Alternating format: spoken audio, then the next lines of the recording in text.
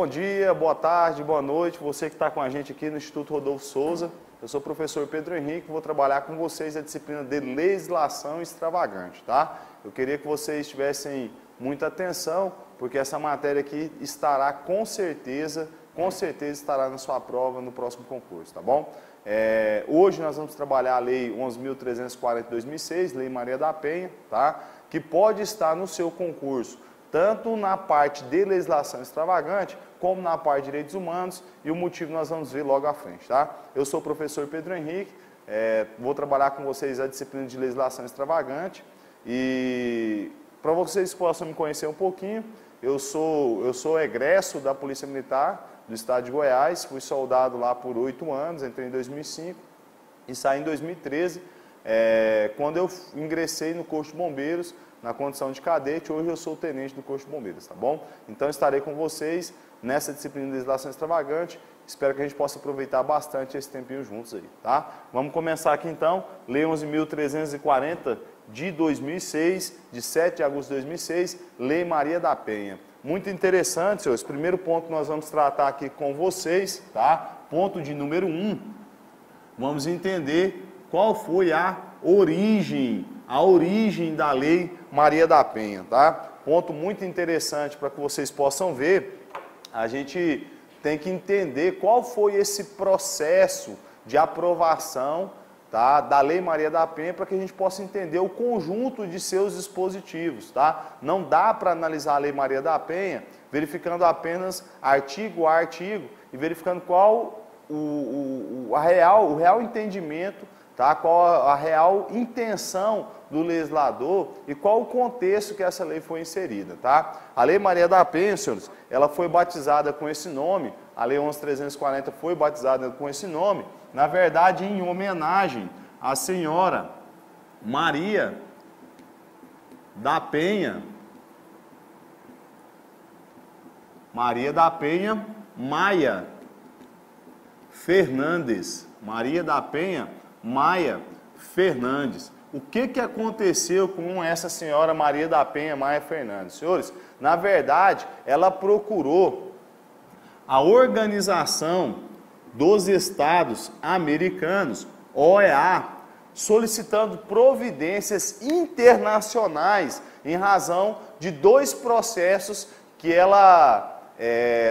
que tramitavam contra o marido dela, que tinha tentado contra a sua vida por 2 vezes, tá? Na primeira vez, o marido dela aproveitou o sono da Maria da Penha, tá? Enquanto ela dormia, ele desferiu disparos de arma de fogo contra a Maria da Penha, tá? Simulando um possível assalto e tentando contra a sua vida. Já na segunda oportunidade, ele tentou eletrocutá-la, tá? E aí nós vemos então que Maria da Penha ingressa na justiça porque sua vida foi tentada durante 2 vezes, tá? Engraçado, senhores, ou engraçado não, né? Minto, tá? De forma curiosa, a Maria da Penha, nessas 2 vezes que o marido dela tentou matá-la, ela não morreu, tá?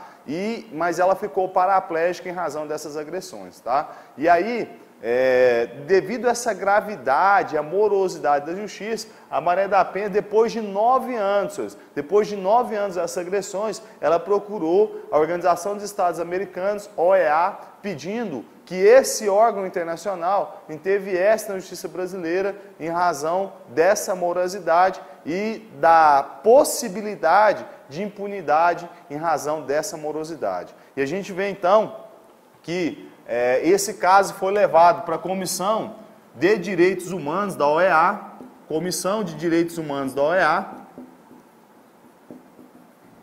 e a Comissão de Direitos Humanos da OEA, ela fez o parecer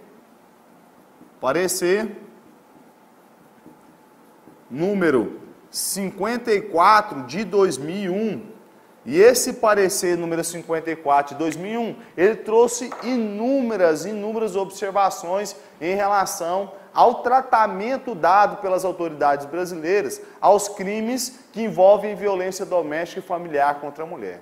Dentre essas recomendações da Organização dos Estados Americanos, nós temos como citar para vocês a necessidade de implementação de políticas públicas para prevenir e coibir essas práticas de violência doméstica e familiar contra a mulher. Nós vemos também a necessidade de criação de varas especializadas para o tratamento desse tipo de violência e também no sentido de tratamento e repressão a esses crimes, a esses atos de violência doméstica contra a mulher. Então nós vemos então a interferência internacional e a súplica internacional para que o Brasil ele se posicionasse em relação a esse tipo de violência, tranquilos? Então assim, não querendo tomar partido ou não, a gente precisa saber qual é a dimensão existente, na verdade, dessa prática, dessa violência de gênero. E aí a gente vai analisar por meio das estatísticas trazidas, dos estudos concretos trazidos, para que a gente não possa ficar no vazio. E aí você vai pensar, por exemplo, em 2003, em 2013, na verdade, o Instituto Avon fez uma pesquisa e os números são impressionantes. Para vocês terem essa ideia comigo, na verdade, olha para vocês verem o que o Instituto Avon, quais as conclusões que essa pesquisa do Instituto Avon chegou. Na verdade, olha, de cada 5 mulheres, 3 delas já sofreram algum tipo de violência por conta dos seus maridos, namorados, ex-maridos e ex-namorados. Então, de cada 5 mulheres, 3 já foi vítima de violência doméstica familiar. Para vocês também terem ideia, hoje os números brasileiros apontam que por volta de 3 milhões de mulheres, elas sofrem violência doméstica familiar durante todos os anos, tudo bem? Então, os números chegam a ser assustadores, estatísticas modernas, já após a Lei Maria da Penha. Mesmo que implemente a Lei Maria da Penha, os números continuam altos. Isso não é exclusividade só do Brasil. Nós podemos ver que vários países do mundo têm enfrentado essa discussão da lei, que envolve a Lei Maria da Penha, essa discussão sobre violência doméstica e familiar.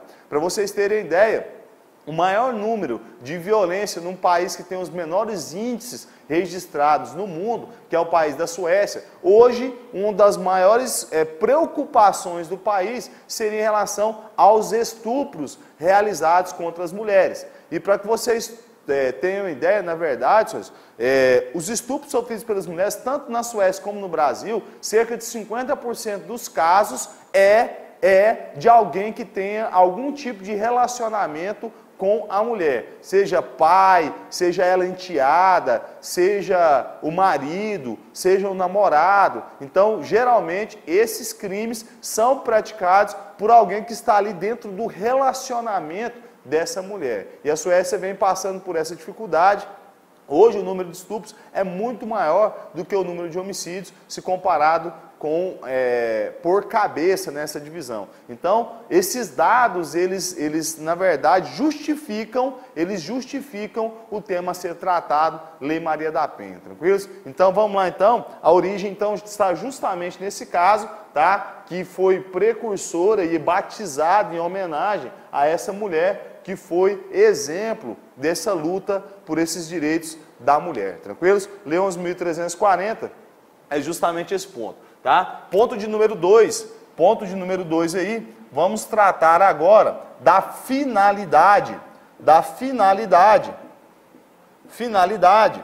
Lei Maria da Penha. Ponto de número 2, finalidade da Lei Maria da Penha. E eu passo para vocês aí, tá? Vamos dar uma olhadinha no artigo 1º da lei. E esse artigo tem muita importância, tanto é que no preâmbulo da Lei 11.340 de 2006, como no artigo 1º, essa finalidade encontra-se estampada. Vamos lá para a leitura do artigo 1º. O que fala o artigo 1º? Esta lei cria mecanismos para coibir e prevenir a violência doméstica e familiar contra a mulher, nos termos do parágrafo 8º do artigo 226 da Constituição Federal. Olha que interessante, senhores. Primeiro aspecto aqui, tá? A lei, então, ela visa de forma precípua, de forma primordial, de forma primária. Ela visa o quê? Coibir e prevenir a violência doméstica e familiar contra a mulher. Primeiro ponto, então, que eu falo para vocês, essa lei é direcionada à mulher, tudo bem? Nós vamos tratar aqui de violência de gênero. A aplicação dessa lei, dizem a doutrina majoritária e a jurisprudência majoritária, ainda que possamos ver decisões conflitantes com esse pensamento, 99% dos casos dos tribunais se manifestam que a lei é direcionada à mulher, por isso a vítima, nos casos que incide a aplicação da Lei Maria da Penha, vai ser a mulher, tranquilos? Então a mulher vai ser a vítima desses casos aqui. E ela visa o que então? Prevenir e coibir atos de violência no âmbito do seio doméstico e familiar contra essa mulher, tranquilos? Agora, ponto interessante também, senhores, é o seguinte, a gente precisa visualizar, a gente precisa entender, vou colocar aqui ponto de número 2.1, a constitucionalidade dessa Lei Maria da Penha.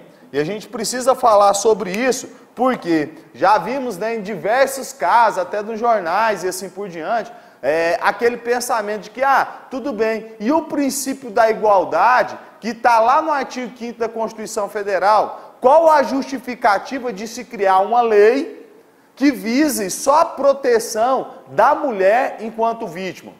Olha, o marido não pode ser vítima, o irmão não pode ser vítima, o filho homem não pode ser vítima, então por que não proteger esse homem?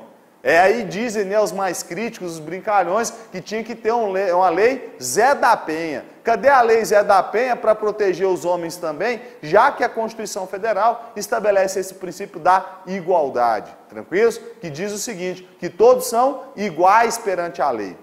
Interessante nesse ponto, né, que o próprio STF já resolveu se manifestar, e nós vamos ver a manifestação do STF logo, na ADC 19 de 2012, vamos falar para vocês aqui, por favor, tranquilos? Mas foquem aqui, por favor, por enquanto. Vamos fazer uma análise do artigo 1º. Então, o primeiro momento é essa finalidade da lei. É o quê? Criar mecanismos que visam coibir e prevenir a violência doméstica e familiar contra a mulher, nos termos do parágrafo 8º do artigo 226 da Constituição Federal. Olhem também, senhores, que além do fundamento constitucional, o legislador trouxe um fundamento de direito internacional. Por quê? Ele fala o seguinte, que além do artigo 226, parágrafo 8º, a lei traz como fundamento a Convenção sobre a eliminação de todas as formas de violência contra a mulher. Essa Convenção sobre a eliminação de todas as formas de violência contra a mulher é mais conhecida como Convenção de Belém do Pará, tranquilos? E a gente vai ver também que lá no artigo 7º, inciso 6, a Convenção de Belém do Pará, ela traz essa possibilidade, ela traz esse fundamento de coibir a prática de violência doméstica e familiar contra a mulher, tranquilos? Olha lá então, a Convenção Interamericana para Prevenir, Punir e Erradicar a Violência contra a Mulher e de outros tratados internacionais praticados pela República Federativa do Brasil. Então, no primeiro momento a gente vê que a lei ela visa prevenir e coibir a prática de violência doméstica contra a mulher e ela tem fundamentos constitucionais e fundamentos no direito internacional, tranquilos? Os principais fundamentos na Constituição, artigo 226, parágrafo 8º, e no direito internacional, Convenção de Belém do Pará, artigo 7º, a linha C, tranquilos? A gente começa por aí então. Agora, ponto polêmico também, vai estar lá no parágrafo 1º justamente nisso aqui, ó. Olha lá, ó. Dispõe ainda sobre a criação dos juizados de violência doméstica e familiar contra a mulher. E aí, senhores, surge outra crítica também, como que o legislador, como que a União vai criar juizados, tá, varas especializadas de violência doméstica e familiar contra a mulher. Sabem por que isso, senhores? para criar a vara, as varas são criadas de acordo com a lei de organização judiciária. E a lei de organização judiciária, ela é de competência estadual. Ela é de competência estadual. Então, como que a União determina, senhores, a criação de varas, sendo que nós temos na Constituição Federal o Pacto Federativo, onde cada ente federado ele vai ter a sua atribuição, a sua competência específica. Então, deveria, né, a crítica seria, será que a Lei Maria da Penha também está violando o Pacto Federativo? E a gente começa a tomar certos cuidados em relação à lei, e esses cuidados, na verdade, já foram sanados lá em 2012, tá? Com a ADC 19 de 2012. O Supremo já se manifestou sobre isso, a gente vai ver isso aí um pouquinho mais à frente, tá? E aí estabelece também medidas de assistência e proteção às mulheres em situação de violência doméstica e familiar. Senhores, já para começar a falar para os senhores aqui, a gente precisa tomar cuidado, e aí a gente precisa ver que até 4 de abril de 2018, eu poderia falar para vocês, mas essa situação mudou um pouquinho. Por quê? Até 4 de abril de 2018, a Lei Maria da Penha, ela não trazia nenhum crime, senhores. Ela não criava nenhuma figura típica. Não existiam crimes relacionados à Lei Maria da Penha. O que a Lei Maria da Penha fez foi modificar o tratamento dado à violência doméstica familiar contra a mulher. O crime de lesão corporal, lá do artigo 129 do Código Penal, ele continuou crime de lesão corporal. O crime de estupro, lá do artigo 213, ele continuou crime de estupro. O crime do artigo 147, lá do Código Penal, o crime de ameaça, ele continuou sendo crime de ameaça. Essas figuras típicas não se modificaram em razão exclusivamente da Lei Maria da Penha. O que se deu foi uma classificação desse crime em razão de envolver violência doméstica familiar contra a mulher, e aí nós temos figuras administrativas e processuais que vão diferenciar o tratamento dado a esses crimes. A Lei Maria da Penha, via de regra, ela não cria figuras criminosas, ela modifica o tratamento existente nessas figuras criminosas. Basicamente isso. Basicamente isso. Olha o que a lei vai falar, artigo 1º. Ela estabelece medidas de assistência. Há uma preocupação muito grande com a pessoa, com a vítima, com a mulher que foi vítima dessa violência doméstica familiar contra a mulher, com os filhos, em razão da natureza dessas ocorrências. Tá? Então a gente vai ver lá na Lei Maria da Penha várias medidas que são atinentes à autoridade policial, que são atinentes ao delegado de polícia, em razão principalmente do atendimento a essa vítima. Ah, tudo bem, ela foi lá, foi agredida pelo marido, pelo ex-marido, pelo namorado. E como que vai ser a situação dos filhos? Como que ela vai manter o seu lar? Como que ela vai manter o seu emprego? Então, todas essas formas, elas urgem, elas trazem urgência no tratamento do poder público, no atendimento a essa mulher vítima de violência doméstica familiar. A Lei Maria da Penha, ela traz um caráter muito pragmático, muito preventivo, muito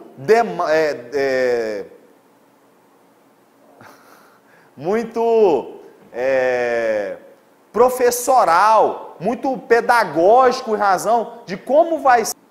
Senhores, a Lei Maria da Penha, ela traz, na verdade, um pensamento muito pedagógico. Como que nós vamos fazer para auxiliar a mulher que foi vítima de violência doméstica e familiar? A Lei Maria da Penha, ela traz formas como a autoridade policial, ela deve agir em razão do tratamento dispensado à mulher que foi vítima de violência doméstica. Imaginem, por favor, a mulher foi agredida, ocorrência policial, viatura da Polícia Militar vai lá na casa dela, mulher foi vítima de violência. Como que vai ser o cenário que vai chegar aquela viatura policial ali, da Polícia Militar, o primeiro atendimento? Então, vou levar o marido preso, vou lá e algemo, vou levar para a delegacia, vou levar a mulher agredida, tá? E os filhos? Muitas das vezes, esses filhos não tem com quem ficar. É só ali o marido, a esposa e os filhos. Então, eu tenho que fazer um acompanhamento desses filhos,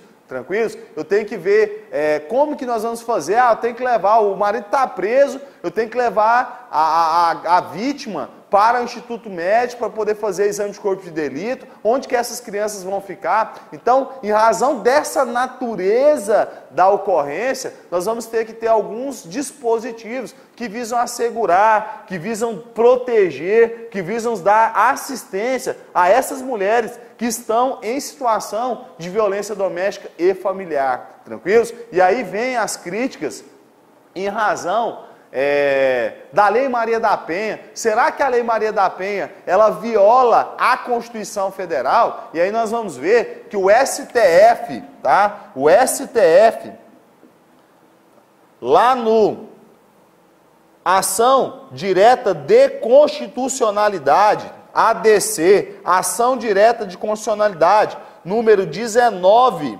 de 2002,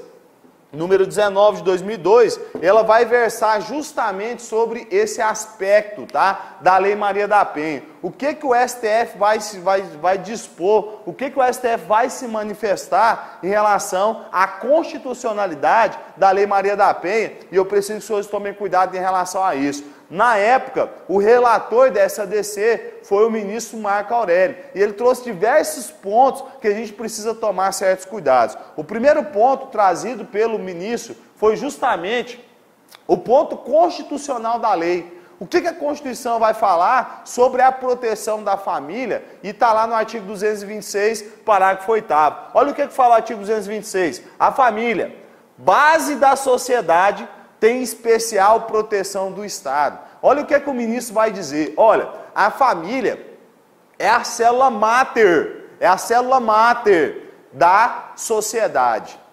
E a mulher é a célula máter da família. Daí a importância de se proteger, a mulher. Porque ao se proteger a mulher, a gente na verdade está protegendo a própria sociedade, cujo dever de proteção é do Estado, como diz a Constituição Federal no artigo 226. E de forma mais específica, o que vai falar a Constituição Federal lá no parágrafo 8º? O Estado assegurará a assistência à família. Então o Estado deve assegurar, é dever do Estado, na pessoa de cada um dos que a integram, criando mecanismos para coibir a violência no âmbito de suas relações. Olha o que o ministro Marco Aurélio vai dizer. Ele trata, senhores, justamente do princípio da proibição. Princípio da proibição, da proteção insuficiente. Princípio da proibição, da proteção insuficiente.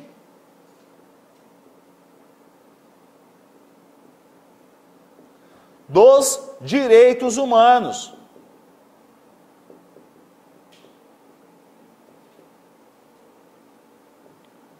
Tranquilos? O que isso quer dizer, senhores? A própria Constituição determina que o Estado proteja a família, que é base da sociedade, tá? Então, tratam-se de normas de direitos humanos. E o princípio da proibição insuficiente dos direitos humanos, ele vai me dizer o seguinte, que o Estado, ele fica proibido de proteger de forma insuficiente. Ele tem o dever de prestar suficientemente essa prestação dos direitos humanos. Então, eu quero que os senhores tomem cuidado, porque estando o Estado proibido de proteger de forma insuficiente os direitos humanos, o Estado tem que criar microsistemas que visam a proteção dessa parcela específica, tá, da sociedade. E o ministro Marco Aurélio, ele fala de forma muito significativa no seu relatório, ele vai falar justamente no final do seu relatório, ele vai dizer o seguinte, olha, se eu disser que a Lei Maria da Penha é inconstitucional porque ela trata de minorias, eu também vou ter que dizer que o Estatuto da Criança e do Adolescente é inconstitucional porque visa a proteção da criança e do adolescente, e vou ter que dizer também que o Estatuto do Idoso ele é inconstitucional porque trata de minorias.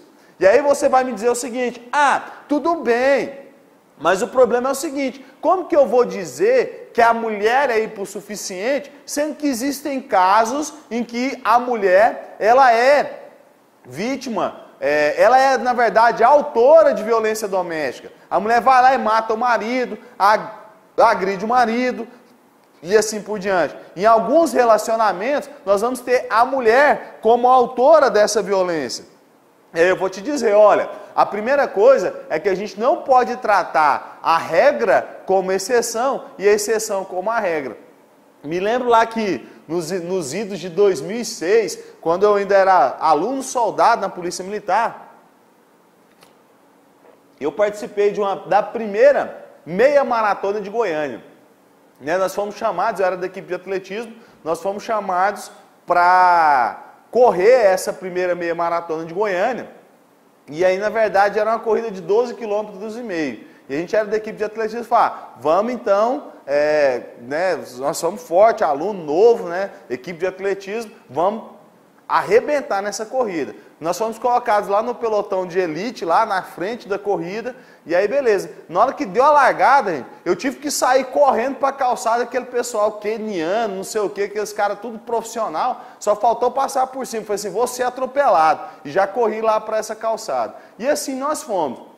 Lá pelo quilômetro de número 5, 6, aí o que aconteceu? Eu peguei, estava correndo, veio um velhinho com um balãozinho escrito 45 minutos. E ele correndo com aquele balãozinho, e ele correndo atrás de mim. Eu falei, não é possível, né? Velhinho, devia ter uns 70, 80 anos. Eu falei, não é possível que eu vou deixar esse cara me passar. E comecei a acelerar. Resultado, senhores, não deu 5 minutos, o velhinho já estava dando tchau para mim, rindo e tal. Eu falei, ô velhinho, brincadeira, hein? Me deixou para trás. Foi embora que sumiu, né? E eu falei, vou continuar correndo, já com sangue, gosto de sangue na boca, ser fadigado e assim por diante. E aí o que aconteceu?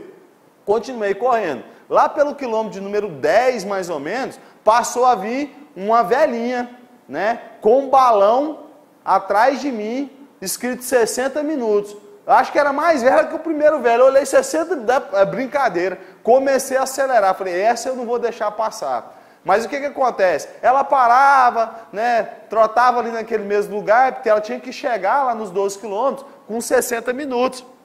E aí o que acontece? Eu peguei e acelerei para conseguir chegar antes dela me passar. Ela brincava, no lugar de tomava água, vinha com o seu balãozinho. Resultado, cheguei lá antes da velhinha. Essa e ela não conseguiu me passar. Mas acho que uns 2 passos antes. Cheguei, tá? Do lado ali assim tinha aquele negócio de banana, água para quem chegasse, isotônico. Peguei o meu, não consegui dar 2 passos, caí, vontade de vomitar, não tinha ar para respirar. E a velhinha passou, falou, meu filho, tá tudo bem com você e tal, não sei o quê.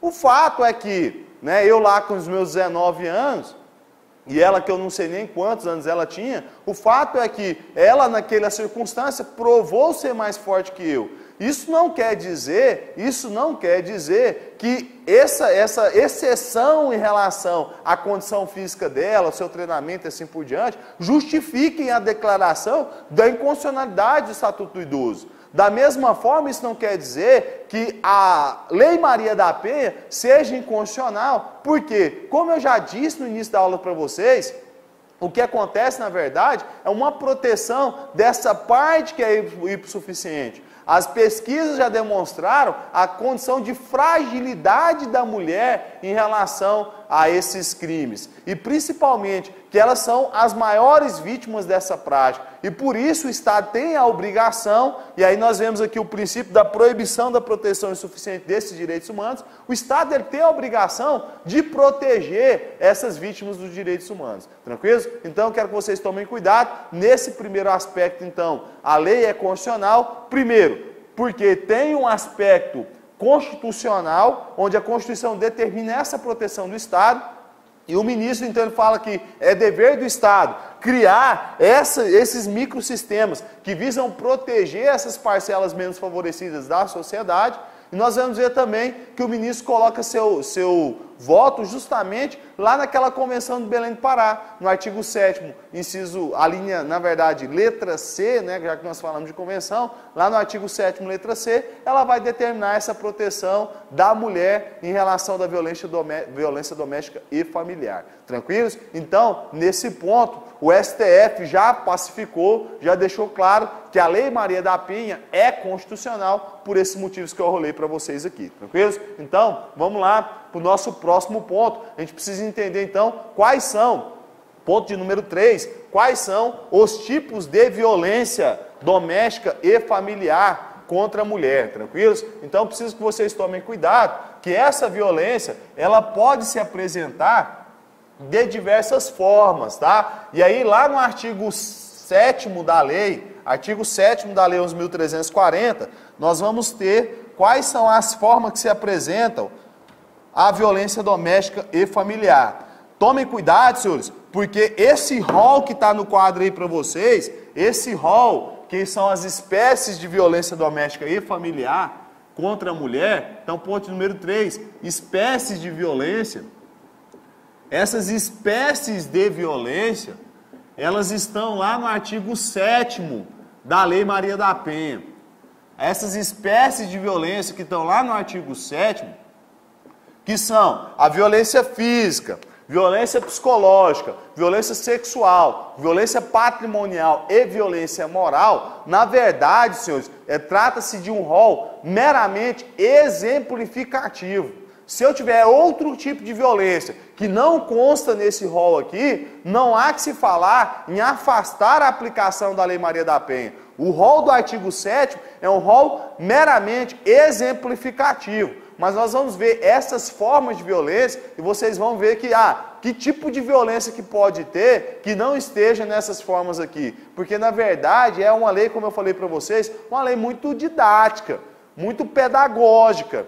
E aí nós vamos ver que ela tenta explicar de forma muito clara, de detalhar de forma muito clara, quais as formas de violência que podem acontecer contra a mulher, tranquilos? Então, a primeira forma de violência que nós temos aí, a violência física. O que o artigo 7º da Lei 11.340 vai dizer que é violência física? Violência física é qualquer conduta que ofenda a integridade ou saúde corporal da vítima. Então, qualquer tipo de conduta que ofenda essa saúde, essa integridade corporal, ela vai, então, ser enquadrada como violência física. Então, imaginem, por favor, uma vias de fato, tá? Imaginem, por favor, uma lesão corporal. Então, qualquer tipo de violência que vise, que viole a integridade ou a saúde corporal da vítima, vai ser caracterizado como violência física nos termos do artigo 7º, inciso 1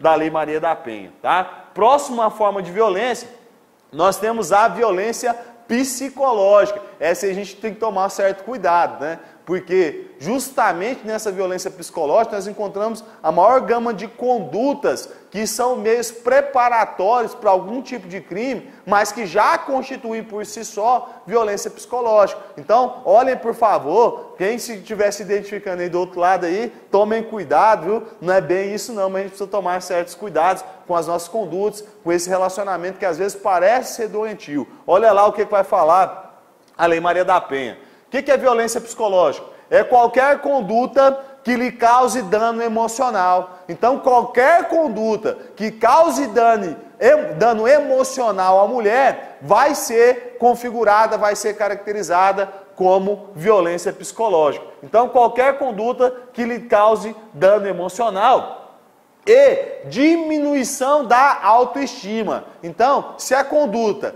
causar, dano emocional ou diminuição da autoestima vai ser considerada violência psicológica, tá? Outra coisa, ou que lhe prejudique ou perturbe o pleno desenvolvimento, tá? Então, outra forma de conduta que na violência psicológica vai ser justamente aquela que vai perturbar o pleno desenvolvimento, ou então que vise controlar ou degradar as suas ações. Degradar ou controlar as suas ações. É aquele stalker, senhores?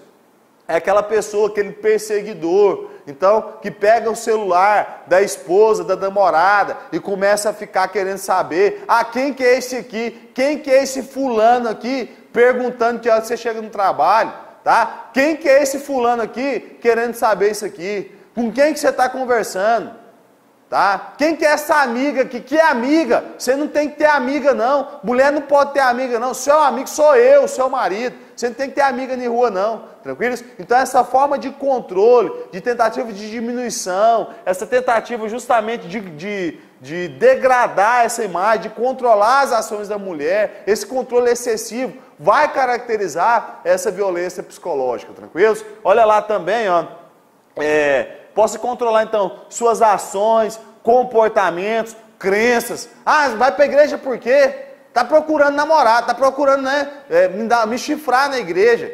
Não vai para a igreja nenhuma não, vai arrumar a casa, vai limpar a casa. Isso é o quê? Violência psicológica, tranquilos? Então olha lá, mediante o quê? Comportamentos, crenças e decisões, mediante ameaça, constrangimento, humilhação, tá? Então qualquer forma de constrangimento que denigra a imagem, tá? Que denigra esse desenvolvimento ou que perturbe, tá, a mulher, vai caracterizar a violência psicológica. Olha as formas ainda aí, ó. Mediante ameaça, constrangimento, humilhação, manipulação, isolamento, vigilância constante. A vigilância constante também vai caracterizar essa violência psicológica, tá? Então aquele cara que, ele sai, ele deixa de ir para o trabalho, aí ele vai para o trabalho e fala assim, vou voltar para ver o que a mulher está fazendo. Vou voltar para ver o que a mulher está fazendo. Vigilância constante, a mulher vai para a igreja, ele fica lá esperando na porta da igreja para ver se ela vai conversar com alguém. Isso é o quê? Violência psicológica, tranquilos? Essa vigilância constante, essa perseguição, quanto mais, o insulto, a chantagem, tá? Então eu vou te deixar, o que você vai fazer da vida? Você não estudou, você tem 2 filhos para criar, eu não, estou novão, estou bonitão, então você toma cuidado, tem que se colocar no seu lugar, se coloca no seu lugar. Isso é o quê? Violência psicológica, tá? Então esse insulto, a chantagem, essa ridicularização, a exploração e a limitação, principalmente do direito de ir e vir. Ah, não pode ir para a igreja, não pode estudar. Isso é tudo violência psicológica, tá? Ou qualquer outro meio que lhe cause, ou qualquer outro meio. Olha o tanto que é abrangente, senhores, essas formas de conduta, tá? Qualquer outro meio que lhe cause prejuízo à saúde psicológica e à autodeterminação. Então, qualquer outro meio que lhe cause, né, esse dano a essa saúde psicológica ou essa autodeterminação vai caracterizar essa violência psicológica, tranquilo? Então, primeira forma de violência que nós vimos, violência física, segunda forma, violência psicológica. Vamos para a próxima aqui então, a violência sexual. Senhores, violência sexual, em linhas gerais, só para a gente ver aqui o que está no quadro, em linhas gerais, a violência sexual vai ser qualquer forma, tá, de tentar impedir ou tentar constranger a mulher a praticar, presenciar, tá, um ato sexual que ela não queira, ou então, senhores, qualquer tipo de conduta que vai interferir na vontade da mulher em procriar ou não. Então, você vai pensar lá que vai caracterizar a violência sexual, pratiquei sexo com a namorada, tá? De forma consensual. No outro dia, e aí sem a utilização de nenhum método contraceptivo, sem camisinha e nada. No outro dia, eu vou lá e obrigo a minha namorada a tomar a pílula do dia seguinte, que ela não queria. Nesse caso, vai caracterizar o quê? Violência sexual, tranquilos? Da mesma forma, o contrário também vai caracterizar a violência sexual. Imaginem, por favor, que eu estou lá, né, com a minha namorada, e ela não quer utilizar método contraceptivo. E aí eu vou lá e eu obrigo, tá? Ou, por exemplo, tá? Eu vou lá e levo ela na farmácia, falo assim, você vai tomar uma injeção daquela de 3 meses, daquela injeção contraceptiva, né? Para não engravidar. E aí eu vou lá, entro com ela dentro da sala de injeção, para verificar se o cara lá da farmácia está realmente aplicando aquela injeção. Então, naquela condição onde eu estou obrigando, estou impedindo ela do direito de engravidar, de procriar, caracteriza também violência sexual. Olha o que vai falar lá o artigo 7º da Lei Maria da Penha. Olha o que é violência sexual. Qualquer conduta que constranja a presenciar, a manter ou participar de relação sexual não desejada. Então, imagina, gosto de swing. Minha namorada não gosta de swing, mas eu vou lá e obrigo, falo assim, então você vai sentar aqui e vai ver eu transando com outra mulher, tá? Então, aquele constrangimento, aquela conduta que é feita sem a vontade da vítima, vai caracterizar a violência sexual, tá? Olha lá então pode ser em 3 formas.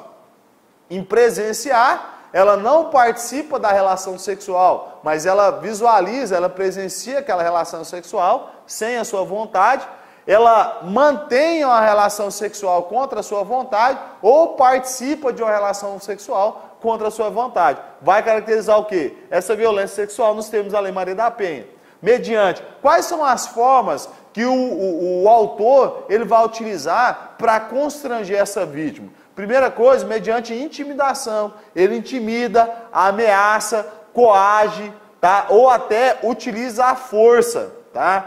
Que induz também a comercializar ou a utilizar de qualquer modo a sua sexualidade, tá? Então, assim, até interferir, senhores, na roupa que vai usar, violência também, tá? Ou então, senhores, para que ela utilize de forma comercial a sua imagem, a sua sexualidade em benefício do casal ou do próprio agressor. Vai caracterizar essa violência sexual. Olha lá então, de qualquer modo a sua sexualidade.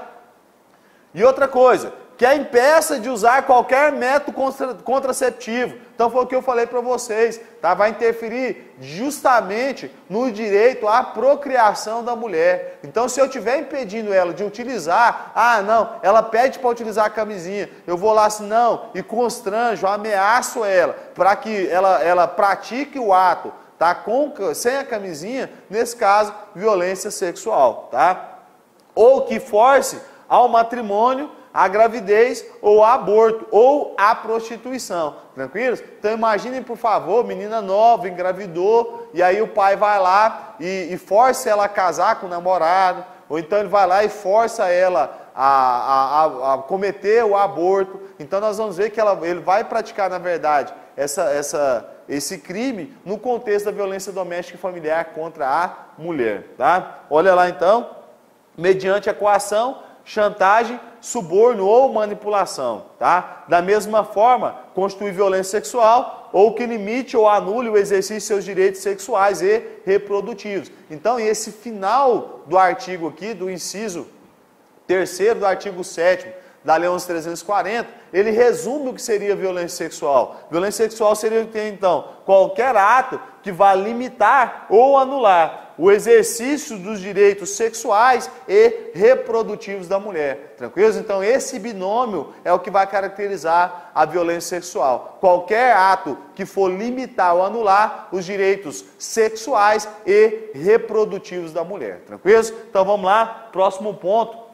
Depois da violência sexual, nós temos a violência patrimonial. Imaginem, por favor, senhores, chego lá, né, olho lá o WhatsApp da mulher, não gosta, ela não explica, muita conversa com a amiguinha, assim por diante. Eu vou lá e pego o celular da mulher e pá, quebro o celular da mulher. Vou lá e pego a porta do quarto, chuto a porta do quarto, quebra a porta. A televisão, tá vendo muita novela, vou lá e quebro a televisão. Isso é o quê? Violência patrimonial. O que é a violência patrimonial?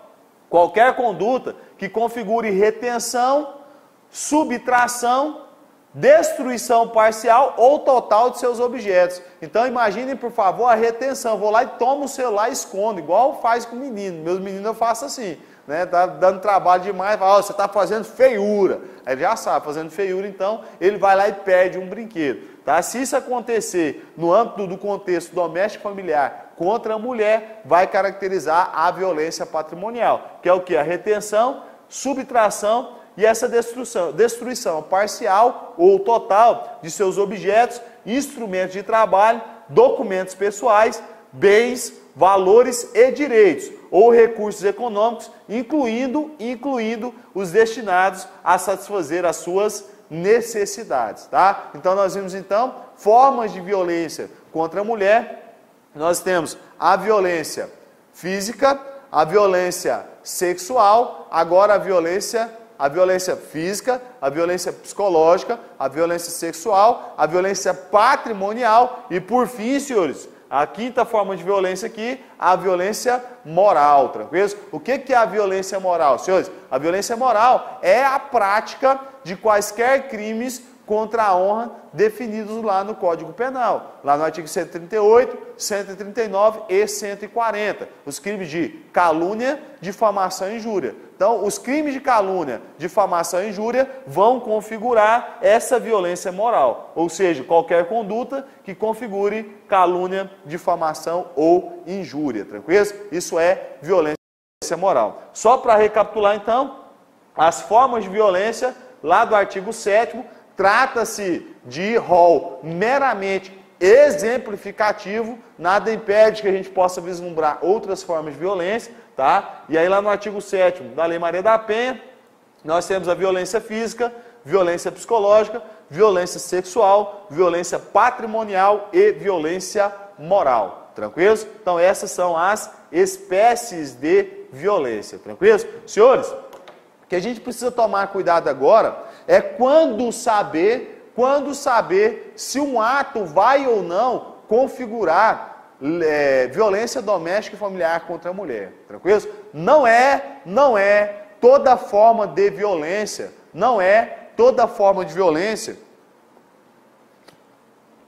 cuja vítima for mulher, que vai gerar a aplicação da Lei Maria da Penha, tranquilo? Imagine, por favor, vou sair daqui, pego o carro, tá? E bato esse carro aí num semáforo em Goiânia. Bato lá no carro de uma mulher, tá? Desconhecida, não sei quem é, mas aí em razão do, os nervos à flor da pele, aquele estresse todo, a gente vai lá e sai nos tapas lá, agride a mulher, tá? Nesse caso você vai falar assim, Lei Maria da Penha, Não, Lei Maria da Penha não. Por quê? Para que configure a Lei Maria da Penha, nós vamos ver então nosso ponto de número 4, tá? Ponto de número 4, nós vamos ver então as formas de caracterização. Formas de caracterização de violência doméstica. Formas de caracterização de violência doméstica. Formas de caracterização de violência doméstica. Olha que interessante, senhores. E isso vai estar onde? Lá no artigo 5º da Lei Maria da Penha. O artigo 5º da Lei Maria da Penha, da Lei 11.340 de 2006, ele vai dizer quais são as formas de caracterização de violência doméstica. Nós temos 3 formas, tá? Nós temos 3 formas. Ela vai ser caracterizada, vai incidir a aplicação da Lei Maria da Penha, primeiro, no âmbito da unidade doméstica, tá? Então, o primeiro momento que nós vamos ter de aplicação da Lei Maria da Penha é o âmbito da unidade doméstica. O que o legislador, ele resolveu proteger aqui, senhores, é o que nós chamamos de critério ratione loci, tá? Critério ratione loci. Critério ratione loci, tá? Também conhecido como critério intermuros. Tranquilos? Na verdade, senhores, quando a gente fala de um âmbito da unidade doméstica, nós estamos falando do espaço aonde aconteceu essa violência doméstica contra a mulher. Tranquilos? Então só vai caracterizar a Lei Maria da Penha em razão desse primeiro critério, que é no âmbito da unidade doméstica, em razão do lugar onde aconteceu esse fato, tá? Ou seja, se for entre muros, ou seja, se for no espaço de habitação dessa mulher. Tranquilos? Vamos lá para o quadro para vocês verem lá, ó, o que configura esse âmbito de aplicação no âmbito da unidade doméstica. Compreende o espaço, tudo bem? O espaço, ou seja, intermuros, razão do local. E seria um espaço de convívio permanente de pessoas. Então, o âmbito da unidade doméstica é o espaço de convívio permanente dessas pessoas, com ou sem vínculo familiar, inclusive as esporadicamente agregadas. Então, o que você vai ter que pensar comigo aqui, senhores? Você vai ter que pensar o seguinte: imaginem, por favor, que eu moro na capital, tá? E aí vou receber, sei lá, a filha de um amigo que mora no interior. Esse amigo liga para mim, e aí e esse amigo fala assim: ô, cara, minha filha está aqui no interior, não tem escola, aí na capital tem mais escolas, eu preciso colocar minha filha para estudar, vai fazer vestibular, tem como você receber minha filha na sua casa? Vai ser só por um tempo de cursinho ali, 6 meses, 1 ano, tem como você receber? E eu vou lá e recebo essa filha desse amigo meu na minha casa. E aí você vai me dizer assim: e se acontecer, por exemplo, de eu cometer qualquer daqueles tipos de violência que eu falei para vocês, violência física, sexual, psicológica, patrimonial ou moral contra essa menina? Imaginem, por favor, que eu ligue lá, começo a me estressar com a conduta lá dessa menina, e aí ligo para o pai dela, falo: essa filha sua não presta, essa filha sua é uma vadia, violência moral, tá? Vai caracterizar os crimes de calúnia, injúria e difamação, e nesse caso incide a aplicação da Lei Maria da Penha, porque aconteceu no âmbito dessa unidade doméstica. No âmbito da unidade doméstica, esse espaço de convívio permanente dessas pessoas independe, senhores, a aplicação da Lei Maria da Penha, ela independe desse vínculo familiar, tranquilos? São pessoas que vivem de forma contínua nesse espaço. Então, independe desse convívio familiar, tá? Independe, inclusive, dessa pessoa dormir, dessa pessoa morar realmente naquela casa. Basta que ela conviva naquele ambiente. Por exemplo, senhores, a Lei Maria da Penha, então, vai incidir a aplicação, a gente precisa tomar cuidado, justamente, tá? Nesse espaço, nós vamos ter a empregada doméstica. Empregada doméstica. Tranquilos? A empregada doméstica, senhores, a empregada doméstica, ela também pode ser vítima de violência doméstica e familiar contra a mulher. Tranquilos? Inclusive, se ela for vítima de violência, vai incidir a propositura, a proposta, tá? Da sua demissão por justa causa do empregador. Isso é justa causa do empregador. Tranquilos? Se ela sofreu violência doméstica e familiar contra a mulher. Então imaginem, por favor, a empregada, que ela é caluniada, que ela é difamada, que ela é injuriada por qualquer pessoa da família. Imagine, por favor, que a filha, por exemplo, falou assim: ela é uma ladra, ela foi lá e pegou meu relógio, roubou meu relógio, foi você foi lá limpar meu quarto e roubou meu relógio. E aí depois, né, ela vai lá e descobre que esse relógio estava numa mochila da menina. Crime de calúnia. Crime de calúnia, o quê? Imputar falsamente figura criminosa a alguém. Tranquilos? Então, nessa hipótese, a empregada foi caluniada e nessa circunstância vai caber a Lei Maria da Penha, porque aconteceu no âmbito da unidade doméstica, que é o local de convivência, de convívio permanente das pessoas, com ou sem vínculo familiar. Então, essa empregada doméstica pode ter qualquer vínculo familiar ou não. Ela pode sim ser vítima nos termos da Lei Maria da Penha. Tranquilos? Então, inclusive as pessoas que estejam esporadicamente agregadas. Eu preciso que os senhores tomem cuidado, senhores, porque o STF e o STJ já se manifestaram na impossibilidade de aplicação da Lei Maria da Penha em razão de pessoas que não tenham nenhum tipo de vínculo, nem com um nem com o outro, tá? Ou seja, que elas não foram agregadas por tempo determinado, ela estava só de passagem. A pessoa passou por ali, não vai incidir a Lei Maria da Penha. Então a gente precisa tomar certo cuidado. Por quê? Imagine, por favor, que, sei lá, a mulher foi vender coisas na rua, mascate.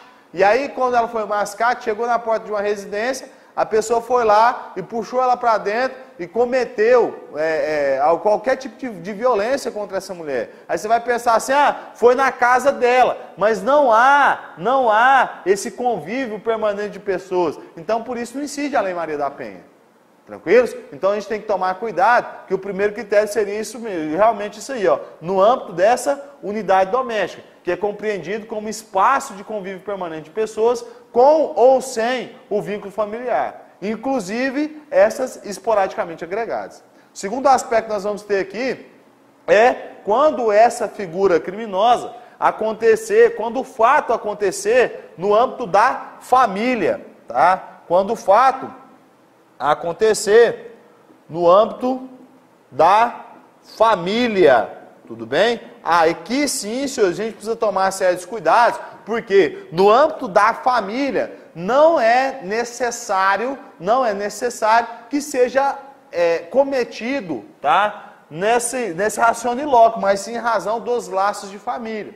Nós vamos ver mais à frente que a Lei Maria da Penha, na verdade, ela amplia o que seria esse conceito de família. Ela não traz de forma clara que família é aquela família tradicional, pai, mãe e filhos. Não é isso, tá? E não fala aqui também até que grau que seria esse grau de parentesco, tá? O que ela vai dizer? Que no âmbito da família, o que é a família? É a comunidade, compreendida a comunidade formada por indivíduos que são ou se consideram aparentados. Tranquilo? Então imagine, por favor, a mãe que tem aquele filho de criação. Aquele filho de criação não é parente sanguíneo ou adotivo e assim por diante. Mas aquela afinidade por criação, tá? Aquele filho de criação, ele também vai entrar nesse âmbito familiar, tá? Então são pessoas que são parentes ou que se consideram aparentados. Tranquilos? Então, formado por indivíduos que são ou se consideram aparentados. E podem estar unidos por laços naturais, tá? Laços sanguíneos, por laços de afinidade ou por vontade expressa. Então, essa família vai compreender não só pai, mãe e filhos, mas marido e mulher, tá? Marido e mulher, porque eles estão unidos por vontade expressa. Vai englobar aqui também, senhores, a união estável. Ainda que eles não sejam casados, mas se eles estiverem em razão de coabitação, de reunião por sua vontade expressa, vai incidir também a Lei Maria da Penha, porque o fato foi acontecido no âmbito da família. E aí eu quero que vocês tomem cuidado, senhores, o que nesse aspecto aqui? Pode irmão cometer crime contra irmã ou irmã contra outra irmã, incidir nesses casos a Lei Maria da Penha? Sim, o STJ já definiu que sim, que irmão e irmã podem ser autores e vítimas da Lei Maria da Penha. Ainda que não haja situação de hierarquia, pode sim, irmão e irmã serem autores e vítimas, tá, da Lei Maria da Penha. Imagine, por favor, separação de bens, morreu o pai e a mãe.